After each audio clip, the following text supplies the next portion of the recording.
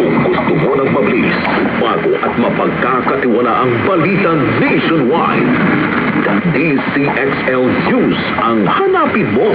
Trending at exclusive na videos mula sa iba't ibang RMN stations sa buong bansa. Lahat yan ay makikita mo sa DCXL News, Facebook, YouTube at TikTok. Nasa bahay ka man, nasa biyahe o nasa ibang bansa, updated ka pa rin basta nakafollow at nakasubscribe sa DCXL News sa balita at serbisyo. DCXL News, Tatak RMN, live sa radyo at online.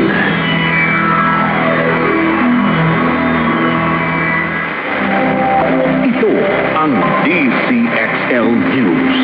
558 kHz, 6 na dekadang maaasahan sa balita at serbisyo publiko. Ang himpilan ng RMN Network sa Mega Manila. Live sa radyo at online.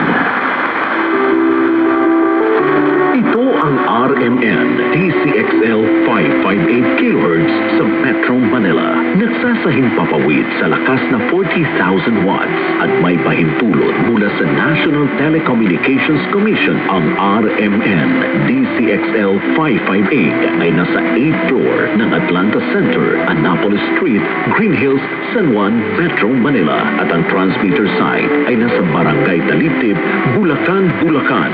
Ang aming pangkat technical ay pinangungunahan ni na Engineer Dominador Abogado, ECE license number 0006941, Valentin Villasica, license number 95-1PNCR-12804, Resurrección Albesa, license number 95-1PNCR-12902, Erwin Makatangay, license number 95-1PNCR-13105, Daniel Pangunilo, license number 13-1PNCR-23664, Cecilio Belenso, license number 93-1PNCR-4837, Alex Abelon, license number 94-1P7-11028, Crisostomo Narvaez Jr., license number 96-1PII-17628. Ang himpilan ng RMN DCXL 558 kHz sa Metro Manila. Now, signing off, mga kababayan, ang pambansang awit ng Pilipinas.